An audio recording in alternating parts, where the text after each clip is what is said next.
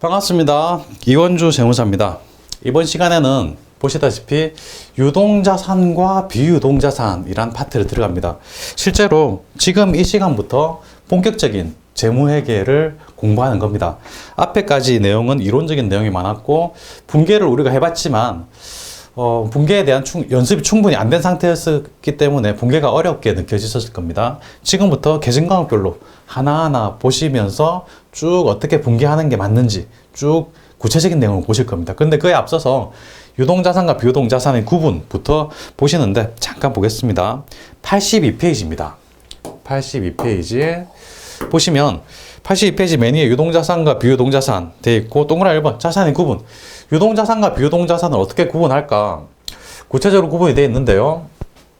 보면 유동자산은 당좌자산과 재고자산 두 개밖에 없어요. 그래서 당좌자산은 재고자산이 아닌 거. 당좌자산은 유동자산 중에 재고자산이 아닌 거. 그건 재고자산은 유동자산 중에 당좌자산이 아닌 거. 쉽죠? 어쨌든 별이 3개나 있습니다. 굉장히 중요하다는 이야기죠. 유동자산은 두 개밖에 없다. 당좌자산과 재고자산. 이건 암기하실 부분입니다. 암기하셔야 됩니다. 나머지 자산은 다 비유동자산입니다. 쉽죠? 투자자산, 유용자산, 무용자산, 기타 비유동자산.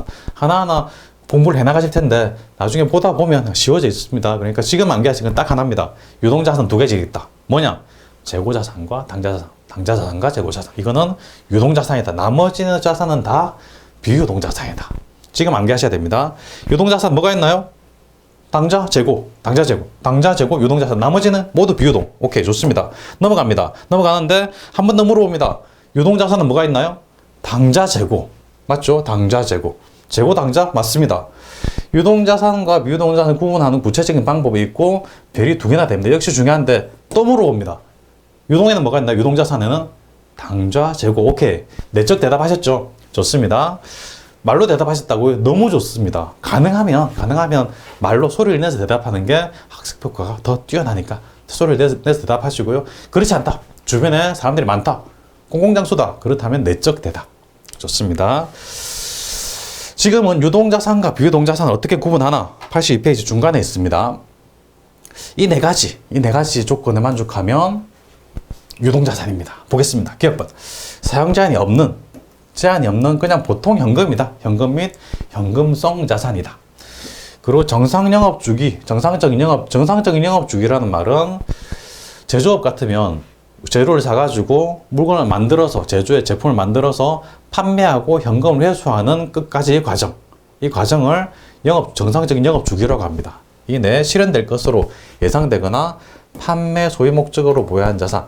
1년 이내 또는 단기 매매, 단기란 말은 1년입니다. 1년 이내란 말입니다. 1년 이내 단기 매매 목적 또는 정상 영업 주기 내에 실현된다. 그러면 유동자산이다. 또 사용에 제한이 없는 현금 같은 거, 이런 유동자산이다. 그리고 기억 니언디귿 외에 보유기간 종료 역시 1년입니다. 1년 이내에 실현될 것으로 예상되는 자산. 역시 단기라고 하면 1년 이내니까 역시 1년 기준 비슷한 말입니다. 그리고 정상 영업 주기. 사가지고 만들어서 팔아서 대금 회수할 때까지. 오케이. 그 다음에 사용 제한이 없는 현금이다. 이런 조건에 만족하면, 하나하나 만족하면 다 유동자산에 해당이 되는 거고. 그럼 비유동자산은 뭐냐? 비유동자산은 따로 개념이 없습니다. 유동자산이 아닌 자산이 비유동자산입니다. 그래서 밑에 보시면 이 기억 니언디귿 리얼 외의 모든 자산은 비유동자산.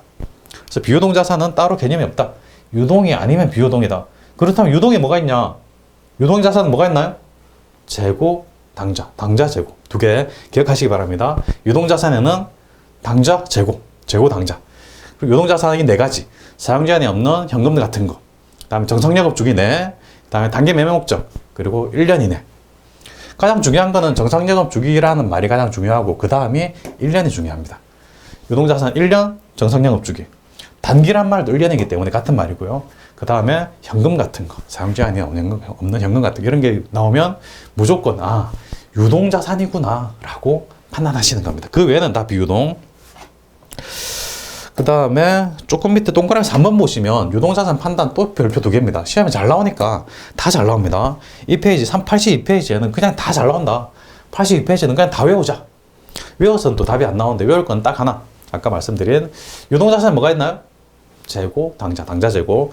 그 다음에 유동자산으로 판단 기준, 유동으로 분류하는 거, 현금 같은 거. 그 다음에 정상영업 주기. 그 다음에 단기, 1년. 그거만 하시면 됩니다. 키워드만 하시면 되세요. 유동자산 판단 비슷한 말이 또 나옵니다. 쭉 읽습니다. 정상영업 주기란 말이 또 나오죠. 중요한 말입니다. 사가지고 물건 만들어서 팔고 대금회수할 때까지 정상적인 영업주기, 네, 판매되거나 사용되는 재고자산과 회수되는 매출채권 등은 보고기간 종료로부터 1년 이내에 실현되지 않더라도, 그러니까 1년을 넘더라도 유동자산으로 분류한다. 기준은 원래 기간 기준은 1년인데 단기 또 1년, 다 1년인데 이런 것들은, 이런 재고자산이라든지 매출채권 이런 것들은 1년 이내에 실현되지 않더라도, 1년이 넘더라도 정상적인 영업주기 내에 있다. 정상적인 영업주기 내에, 그렇다면 유동이다 라고 하는 거죠. 이 경우 1년 이내에 실현되지 않을 금액을 주석으로 기재한다까지 읽어두시기 바랍니다. 중요한 거는 여기까지가 중요한데, 이 경우도 가끔 시험에 나오니까 1년이 넘어간다. 그렇다면 추가적인 설명이 필요하겠구나. 주석으로 기재한다. 이해되시죠? 그러니까 정상영업주기, 그 다음 1년, 이게 중요합니다. 정상영업주기 1년. 1년이 넘어간다. 그러면 주석으로 기재하자. 설명하자. 그런 이야기고요.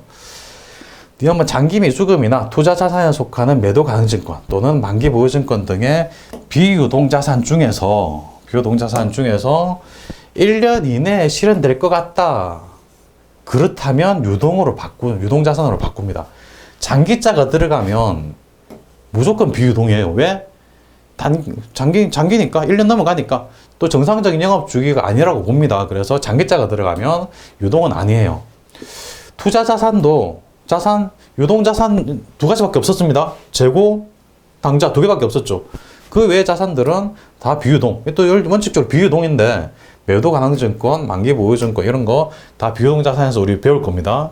비유동자산인데 이것도 비유동자산 중에서도 1년 이내에 실현될 거다. 1년 이내에 현금으로 돌아오든가 아니면 1년 이내에 이런 것들 갖고 있다가 팔 계획이 있다. 또는 만기가 도래한다. 1년 이내에 뭔가 이루어진다. 그렇다면 비유동자산인데도 불구하고 이거를 유동자산으로 따로 재분류를 하더라. 그런 이야기입니다. 이해되시죠? 안 된다고요? 다시 한번 더 들으실 수도 있고, 아니면 일단 이해 안 된다 할지라도 쭉 역시 비유동자산 파트까지 쭉 공부하다 보면 어느새 이해가 되십니다. 그러니까 너무 걱정하지 마시고 제 말을 믿으시고 한 번 더 짧게 설명드리겠습니다. 유동자산 판단, 기업법, 정상영업주기, 내 판매될 거다. 그렇다면 유동자산이다. 그런데 1년 이내에 실현되지 않더라도 정상영업주기 내에 있다. 우리 업종은 정상영업주기가 1년이 넘어간다. 그렇다면 유동이라는 거죠. 유동. 그리고 1년 이내에 실현되지 않는데 유동으로 분류했다. 그러면 주석으로 좀 설명해주라. 그런 이야기고요. 주석. 그 다음에 장기 미수금, 투자자산 등 이거는 그 유동자산이 아니죠. 그럼에도 불구하고 이런 매도가능증권, 만기보유증권 같은 비유동자산이다. 그럼에도 불구하고 1년 이내에 현금으로 바뀐다든지 하여튼 실현될 계획이 있다. 그렇다면 유동자산으로 분류하겠다. 그런 이야기입니다. 비유동자산 중에서도 1년 이내다. 그렇다면 유동으로 분류하겠다. 이해되시죠? 넘어갑니다. 이게 이제 82페이지 중간 좀 아래쪽까지 이야기였고요. 동그라미 4번에는 유동성 별법 들어보셨죠? 유동성 별법. 역시 별표 두 개입니다. 중요하죠. 자산을 재무상태표에 표시할 때 유동성이 큰, 같은 말로 현금화하기 쉬운 같은 말입니다. 유동성이 크다는 말은 현금으로 바꾸기가 쉽다. 이런 말이에요. 그래서 현금화하기 쉬운 항목부터 배열하는데 이걸 유동성 배열법이라고 합니다.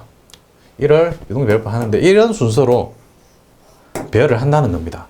당좌자산에는 현금 같은 게 들어가 있습니다. 현금은 유동성 자체입니다. 현금화하기 쉬운, 이미 현금화 되어 있죠. 재고자산 바로 팔릴 겁니다. 매장에 막 쌓아놓고 손님이 왔다 갔다 하면서 살 거예요. 현금으로 바꾸기가 쉽죠. 그러니까 유동자산이고요. 또 하고 현금으로 바꾸기 쉬우니까 유동성이 크다. 현금 같은 거 바로 밑에 쓰는 거죠. 그다음 투자, 유형, 무형, 기타, 비유동 이런 순서로 쓰는 게 유동성 배열법이에요. 문제에 자주 출제됩니다. 다음 중 유동성 배열법에 의하여 배열할 때 그 배열 순서가 맞는 것은 이렇게 물어봐요. 그러면 당좌자산 현금 같은 거다. 당좌 예금, 예금 같은 거다. 현금, 예금은 현금 그 자체니까. 그다음에 재고자산 팔 거니까 유동자산부터 먼저 현금 자체든지 아니면 곧 팔릴 거 유동자산 재고, 당좌 재고 먼저 쓰고 그 다음에 비유동자산을 쓰는데 이 순서로 현금화하기 쉬운 순서로 씁니다. 투자자산은 돈을 벌기 위해서 사는 겁니다. 현금화 할 거고, 유형자산, 무형자산은 비슷한 겁니다. 비슷하게 사업에 계속 사용할 거. 그래서 현금화하기는 조금 곤란합니다. 사업에 사용해야 되니까 건물이나 기계장치 같은 거, 차량 운반구 같은 거. 기타 비유동자산은 조금 유형자산, 무형자산보다 조금 더 귀한 거, 그런 건데요. 이 순서대로 유동성 배열법으로 배열한다. 결국에는 이거 시험 치기 전까지는 암기를 하셔야 되는데, 역시 지금 암기하시려면 조금 어려워요. 왜? 용어가 익숙하지가 않아서. 끝까지 다 보고 나서 2회독, 3회독 하실 때, 또는 기출문제 풀어볼 때 그때 암기하시는 게 좋습니다. 지금은 그냥 이런 순서가 있는데 이게 현금화하기 쉬운 순서구나, 이걸 유동성 배열법이라고 하는구나 라고 유동성 배열법이라는 그 단어를 익숙하게 만들어 두시고, 그 다음에 유동과 비유동, 유동이 현금화하기 쉬운 거구나, 당좌 재고가 있구나, 이 정도 하고 넘어가시기 바랍니다. 이게 이제 82페이지, 83페이지고요. 그 다음에 바로 넘어가겠습니다. 당좌자산 넘어가겠습니다. 당좌자산이란 개념 줄치십니다. 당좌자산 개념이란 당좌자산이란 개념. 재고자산에 속하지 않는 유동자산. 다시 한번 묻습니다. 유동자산에 뭐가 있나요? 당좌재고. 그렇죠. 당좌재고. 재고가 아닌 유동자산. 그럼 당좌밖에 없죠. 판매 과정을 거치지 않고 보고기간 말부터 1년 이내 현금화되는 자산을 말한다까지 줄쳐두시기 바랍니다. 당좌자산 1년 이내 현금화된다. 유동자산이다. 그래서 재고자산이 속하지 않는 유동자산이다. 이런 것들이 있습니다. 당좌자산에는 뭐 현금 및 현금자산, 당해 매매증권, 매출채권. 매출채권에는 외상 매출금, 그 다음에 바드럼, 이런 게 있다는 거. 역시 구체적으로 좀 다음 시간 정도 배우게 될 겁니다. 다 다음 시간이나. 선급비용, 미리 지급한 비용 자산입니다. 단기 대여금, 빌려준 돈인데 1년 이내에 받을 거다, 그런 이야기죠. 미수금, 아직 받지 않은 돈. 선급금, 계약금인데 미리 준 돈입니다. 계약금으로 준 돈이에요. 미수수익, 수익은 수익인데 아직 받지 않은 수익이다, 자산이죠. 단기 금융상품도 1년 이내에 도래하는 건데 일종의 자산이라는 거. 지금은 읽고 지나가시는 겁니다. 부담 없이 지나가시기 바랍니다. 밑에 괄호 1번 현금 및 현금성 자산 보겠습니다. 중요합니다. 별표 2개 있습니다. 현금, 통화는 뭐 우리 다 알고 있는 통화입니다. 돈입니다. 그냥 지폐 동전. 너무 쉽고요. 통화 대용증권, 이게 중요합니다. 통화 대용증권. 우리가 본 적이 별로 없는데, 역시 본 적이 별로 없지만 알고 계셔야 됩니다. 어떤 게 현금인지, 회계에서 말하는 현금이 어떤 건지. 타인 발행 수표, 다른 사람이 발행한 수표는 현금입니다. 자기압 수표, 지금은 잘 안 쓰지만 과거에는 5만원권이 나오기 전까지는 10만원짜리 자기압 수표 거의 현금처럼 썼습니다. 일반적으로 그냥 결제할 때도, 물건 살 때도 그냥 썼어요. 현금처럼 썼어요. 자기압 수표, 현금이다. 송금 수표, 돈을 우편으로 보낼 때, 우편 증서 비슷하게 돈을 보낼 때 쓰던 수표, 지금은 잘 안 쓰지만 역시 현금이랑 똑같이 쓰던 겁니다. 우편 증서 비슷하고요. 배당금을 지급하는 통지표. 주식을 가지고 있는 사람들은 배당 지급이 결정될 때 배당금 지급 통지표를 받는데요. 이 통지표를 가지고 은행에 가면 바로 현금이랑 바꿔줘요. 그러니까 현금이랑 똑같이 지급이 됩니다. 만기가 도래한 공채사채 이자표. 만기가 도래했을 때 이자표를 가지고 또 은행에 가면 또 역시 현금이랑 바꿔줘요. 그래서 현금이랑 똑같이 지급합니다. 만기가 도래하지 않은 건 아니에요. 만기가 도래한 것만 해당이 됩니다. 그래서 타인 발행 수표, 자기압 수표, 송금, 각각 수표라는 말이 나오면 내가 발행한 게 아니라 다른 사람이 발행한 수표는 거의 다 현금으로 지급합니다. 그래서 내가 발행한 거, 당좌 수표 외에는 당좌 수표는 내가 당좌 예금에서 발행한 수표예요. 이거 말고는 타인 발행 수표, 다른 사람이 발행했다. 자기압 수표도 내가 발행한 건 아닙니다. 송금 수표, 이런 것들은 수표자가 들어가면 거의 다 현금으로 분류합니다. 현금 및 현금용 자산, 그리고 현금으로 분류해요. 그래서 현금은 지폐 동전 통화하고 통화 대용 증권 다 합해서 현금이라고 표시를 합니다. 회계에서는 그래요. 그래서 제일 많이 헷갈리시는 게 타인 발행 수표, 다른 사람이 거래처가 발행한 수표다. 이건 현금입니다. 자기압 수표, 송금표, 이것도 현금이에요. 당좌 수표 말고는 다 현금이다 라고 생각하시면 되고, 우편한 증서, 배당금 지급 통지표, 만기가 도래한 공채, 사채, 공사채 이자표 다 현금이구나 라고 판단하셔야 됩니다. 굉장히 중요한 내용이었고요. 그 다음에 우표나 수입인지 이런 것들은 통신비나 또 세금과 원가 이런 비용으로, 관련 비용으로 처리를 해요. 현금이 아니라는 겁니다. 우표, 수입인지는. 그리고 우표, 현금 빌려주고 받은 차용증서, 이거는 일종의 돈을 빌려준 거기 때문에 대금으로 처리한다. 현금이 아니라는 이야기입니다. 이거 별표에, 이 당구장 표시에서 말하고자 하는 거는 우표, 수입인지 또는 차용증서 이런 것들은 현금이 아니다라는 겁니다. 현금이 아니고 이런 것만 현금이다라는 거죠. 넘어갑니다. 85페이지입니다. 현금자산 또 별표 두 개입니다. 계속 시험에 잘 나와요. 계속 중요한 게 나오는데 계속 아셔야 됩니다.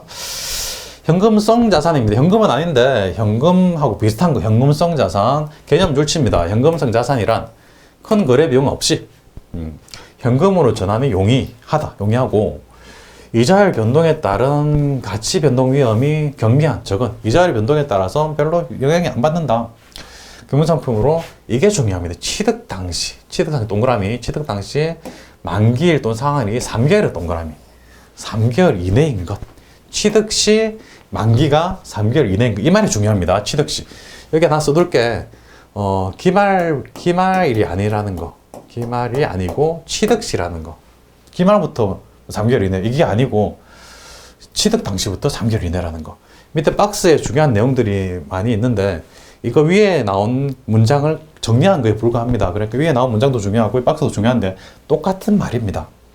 큰 거래 비용 없이 현금 전환이 용이하고 이자율 변동에 따른 가치 변동 위험이 경미하고 역시 이것이 제일 중요하죠. 취득 당시 만기일이 3개월 이내이어야 한다는 거. 이게 중요합니다. 큰 거래 비용 없이 현금 전환, 이자율 변동 별 상관없다. 취득 당시 3개월 이내다. 여기 구체적으로 나오는데요. 암기할 필요 없이 똑같습니다. 취득 시 3개월 이내, 취득 시 3개월 이내, 취득 시 3개월 이내. 뒤에 뭐 채권인지 상환 우선준지 반매표인지 몰라도 됩니다. 그냥 취득 시 3개월 이내만 알면 됩니다. 틀린 보기로 기말부터 3개월 이내 많이 나왔고요. 그리고 취득 시 6개월 이내 많이 나왔습니다. 6개월 X. 6개월 아니고 3개월이다. 그 다음에 기말부터가 아니라 취득 시부터다. 취득 시 3개월 이내. 이게 현금 자산이다. 라고 보시면 되고요. 그 다음 보겠습니다. 동그라미 3번입니다. 당좌 예금과 보통 예금. 그냥 예금이라고 생각하시면 됩니다. 근데 개념이 조금 달라요. 근데 당좌 예금, 보통 예금도 뭐 현금성 자산에 해당이 돼요, 되기는. 근데 여기서 당좌 예금과 보통 예금을 합해가지고 요구불 예금이라고도 해요. 왜? 요구하면 들어줘야 되는 예금이기 때문에. 은행 가서 현금으로 바꿔주세요 하면 바꿔줘야 된다, 들어줘야 된다. 그래서 요구불 예금입니다. 당좌예금은 좀 예금이 달라요. 당좌예금은 좀 성격이 달라요. 당좌예금은 당좌수표 또는 어음을 발행하여 당좌수표 등의 소지인이 인출할 수 있는 어음을 말하는데요. 당좌예금 잔액이 마이너스가 되는 경우가 있습니다. 마이너스 되는 것을 당좌차월이라고 하는데 단기차입금으로 회계 처리하기도 하고요. 어떤 기업본 보시면 당좌수표를 발행하여 구매할 때는 당좌예금에서 차감합니다. 그래서 토지 100원짜리를 사는데 당좌수표를 발행했다. 그렇다면 대변에 당좌수표를 적는 게 아니라 당좌예금을 적어요. 이렇게 적습니다. 토지뿐만 아니라 뭐 건물이나 뭐 상품도 되겠죠. 뭘 사는데 당좌수표를 발행했다. 그러면 대변에 당좌수표를 적는 게 아니라 당좌예금을 적습니다. 분개해 볼 겁니다. 그다음에 당좌예금 잔액을 초과해서 당좌예금이 100원밖에 없는데 150원치 샀다. 그럼 50원은 뭐냐? 초과해서 당좌수표 발행할 때 이건 단기 차입금으로 분류합니다. 당좌 차율로 처리할 수도 있고 일반적으로는 단기 차입금으로 회계 처리합니다. 타인이 발행한 당좌수표다. 타인이 발행한 당좌수표 본 적 있죠? 타인 발행 수표입니다. 타인 발행 수표는 현금입니다. 타인 발행 수표이므로 현금으로 처리한다. 타인 발행 수표 현금. 당좌 매수율 보증금 나오는데 그리 중요하지 않습니다. 넘어갑니다. 86페이지에 연습 문제가 나옵니다. 그리 어렵지 않은데 한번 보겠습니다. 분개하는 게 나오는데요. 이런 문제가 나옵니다. 회계 처리. 당좌 예금 기초 잔액이 14만 원이 있다고 가정하고 다음 거래를 회계 처리하시오. 5월 2일 원재료 10만 원을 구매하면서 당좌 수표를 발행하여 결제했다. 당좌 수표를 발행하면 당좌 예금으로 처리한다겠죠. 이렇게 합니다. 5월 2일 원재료 10만원 구매. 그럼 차변에 원재료 적습니다. 원재료가 들어온다. 자산이 들어오니까 차변. 원재료 10만원. 이거를 당좌 수표 발행했다. 그럼 당좌 예금이라는 겁니다. 대변에 당좌 예금에서 나간다. 10만원 나갔다. 이때 우리가 잘 살펴볼 게 있습니다. 원래 기초잔액이 당좌 예금 기초잔액이 14만원 밖에 없었어요. 14만원 중에 10만원 나갔으니까 당좌 예금 잔액은 4만원 남은 겁니다. 예금 잔액. 예금 잔액 4만원 남은 겁니다. 계속합니다. 6월 3일입니다. 제품을 11만원에 매출하고 구매자가 발행한 당좌수표를 수취했다. 구매자가 발행한 당좌수표. 타인 발행 수표죠. 현금입니다. 차변에 현금. 현금 11만원. 대변에는 제품 매출. 제품 매출 11만원. 이렇게 분개하고요. 7월 8일입니다. 7월 8일. 원재료 5만원을 구매하면서 당좌 수표를 발행해 결제했다고 합니다. 그럼 보니까 원재료 들어왔으니까 일단 차변에 원재료를 적죠. 원재료 5만원. 대변에는 가만 보니까 예금 당좌 예금 잔액이 4만원 밖에 없어요. 5만원치 샀는데. 그래서 대변에는 당좌 수표 발행했으니까 당좌 예금이라고 적고요. 당좌 예금 일단 4만원까지만 적습니다. 4만원밖에 없으니까 4만원까지만 적고, 그럼 나머지 만원은 이게 단기 차입금이라는 겁니다. 단기 차입금. 이렇게 분개한다는 거예요. 그러니까 마이너스가 됐다. 그렇다면 단기 차입금이다 라는 거죠. 8월 7일입니다. 8월 7일. 제품 6만원을 매출하고 자기합수표 역시 현금이죠. 현금. 그래서 증금 받은 겁니다. 차변에 현금. 현금 6만원. 대변에는 제품 매출. 제품 매출 6만원. 간단하게 적습니다. 우리가 앞에서 제품이나 상품 판매하고 상품 판매이익 이런 거 본 적이 있는데, 그런 거, 그것도 맞고 지금 이렇게 분개한 것도 맞습니다. 전산회계에서는 간편하게 그냥 제품 매출, 제품 이렇게 적으니까 이렇게 앞으로 분개하시기 바랍니다. 이렇게 하는 것이 간단하게 그냥 분개하는 겁니다. 우리 책 86페이지 보시면 중간쯤에 이렇게 분개가 나오는데요. 뭐 똑같은 내용이니까 한번 복습할 때 반드시 연습장에 한번 써보시기 바랍니다. 넘어가겠습니다. 현금 가부족이란 말이 나옵니다. 별표 하나가 있고요. 시험에 잘 나오는 편이에요. 현금 가부족, 개념 있는데 개념 한번 줄쳐봅니다. 현금 가부족이란 장부상의 현금 잔액과 실제 보유하고 있는 현금 잔액에 차이가 있고 그 원인을 아직 모를 경우에 사용하는 계산 과목인데요. 현금이 넘쳐날 때도 현금 가부족, 현금이 이상하게 모자랄 때도 현금 가부족입니다. 꼭 부족할 때만 적는 게 아니라 넘쳐날 때도 현금 가부족이에요. 실제 현금 보유액이 부족한데 원인을 모른다. 현금이 부족하다는 말이 현금이 일단 나간 겁니다. 나갔으니까 현금을 대변에 적습니다. 대변에 현금 적고 차변에 현금 가부족이라고 적고요. 장부상 현금 잔액이 부족한데 장부상 현금 잔액이 부족하다. 그럼 실제 현금 잔액은 남는다는 겁니다. 돈이 남기 때문에 돈이 들어왔다. 차변에 현금 적습니다. 상대방은 현금 가부족. 그래서 돈이 남을 때는 현금을 차변에 적고 현금 가부족. 돈이 모자랄 때는 현금을 대변에 적고 현금 가부족. 이렇게 한다는 겁니다. 87페이지에 실제로 문제를 보면서 회계 처리해 보겠습니다. 뭐 그리 어렵지 않습니다. 천천히 보시기 바랍니다. 5월 31일 실제 현금 잔액 5,000원인데 장부상 잔액은 6,000원이다. 아, 그렇다면 1,000원 차이가 나네. 실제 잔액 1,000원이 모자란다. 그렇다면 돈이 모자라니까 돈이 나갔네. 대변에 현금 적습니다. 그래서 여기서는 5월 31일 저는 대변에 현금, 돈이 나갔는데 뭔지 모르니까 부족하다. 1,000원. 차변에는 현금 과부족, 현과라고 적겠습니다. 현과 현금 과부족 1,000원. 6월 10일입니다. 부족분 1,000원은 출장 직원의 예비교통비 현금 지출분임으로 밝혀졌다. 아, 정체가 밝혀졌다면 그 정체를 따라서 적어줘야 됩니다. 예비교통비 비용이죠. 비용이니까 차변의 예비교통비, 차변의 예비교통비. 교통비 1,000원 쓰고, 이거는 현금 가부족으로 썼던 거네. 대변의 현금 가부족 현과 5,000원 써가지고 차변에 있던 현과를 대변에 써서 삭제해 주는 거죠. 차변에 있던 걸 대변에 이렇게 써가지고, 그러니까 차변에 있을 걸 대변에 써서 없어진다는 겁니다. 결국은 현금 가부족이라는 게 결국은 없어져야 됩니다. 없애는 걸 목표로 합니다. 끝까지 안 없어진다 그러면 끝에 재무상태표 만들 때는 없애줘야 됩니다. 그때는 잡이익이나 잡손실로 없애주게 됩니다. 다음으로 넘어가겠습니다. 7월 31일. 실제 현금 잔액이 10,000원인데 잔고에는 8,000원이다. 현금이 2,000원이 많구나. 2,000원 차이가 있는데 실제 현금 2,000원이 더 많아요. 현금이 남아요. 그러면 현금이 일단 들어온 거니까 차변의 현금이라고 적습니다. 차변의 현금. 2,000원이 들어와 있는데 뭔지 모르겠다. 역시 현금 가부족이죠. 현과 현금 가부족 2,000원. 8월 11일입니다. 차액 2,000원은 외상 매출금을 현금으로 받은 것으로 정체가 밝혀졌네. 외상 매출금이네. 외상 매출금을 현금으로 받은 거다. 외상 매출금을 현금으로 받으면 외상 매출금이라는 자산이 감소하는 거죠. 현금으로 바뀌니까 외상 매출금 없어진다. 대변에 외상 매출금. 외상 매출금 2,000원. 그리고 차변에는 대변에 있던 현금 가부족을 차변에 써서 없애주는 거죠. 현과 2,000원. 이런 식으로 현금 가부족은 없애줘야 된다. 12월 31일입니다.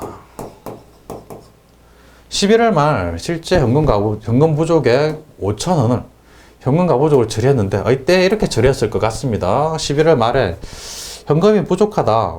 그럼 현금이 대변으로 나가겠죠. 대변 현금 5,000원. 차변에 현금 가부족 썼을 겁니다. 현과 5,000원 이렇게 분개를 했을 거예요. 이렇게 처리했는데 그 원인이 결산시까지 밝혀지지 않았다. 그렇다면 잡이익 또는 잡손실을 쓰면서 현금 가부족을 없애줘야 돼요. 차변에 있던 현금 가부족을 없애려면 대변에 쓰면 되죠. 그래서 대변에 현과 씁니다. 대변에 현금 가부족 5,000원. 이게 정체를 끝까지 밝히지 못했다. 돈이 나갔는데, 현금이 나갔는데 정체를 모르겠다. 손실입니다. 그래서 잡손실이라고 적습니다. 잡손실 5,000원 이렇게 적습니다. 기말 결산시까지 모를 때 그렇습니다. 만약에 돈이 들어왔는데 뭔지 모르겠다. 돈이 들어오면 이익이죠. 그럴 때는 잡이익이라고 적죠. 돈이 들어왔는데 끝까지 왜 들어왔는지 모르겠다. 일단 들어왔으니까 이익이네. 잡이익. 이런 경우에는 돈이 나갔는데 현금 가부족 기록해갖고 돈이 나간 줄 알겠는데 왜 나갔는지 끝까지 모르겠다. 결산시까지 모르겠다. 그렇다면 돈이 나갔으니까 손실이다. 잡손실 이렇게 적는다는 겁니다. 분개는 반드시 손으로 해보시고요. 역시 아직은 분개가 그렇게 손에 잡히진 않을 겁니다. 헷갈리기도 하고 외상 매출금이 대변에 썼는데 왜 썼지? 설명을 들어도 잘 모르겠네. 긴가민가? 정상입니다. 계속 분개를 하는 중에 깨우치게 될 거고, 그리고 다음 시간 쭉쭉 분개를 계속 해볼 텐데 계속 끝까지 해보고 난 다음에 역시 다시 돌아오고 나면 이해가 다 돼 있을 겁니다. 전혀 불안해하지 않으셔도 됩니다. 이번 시간 여기까지 하겠습니다. 수고하셨습니다.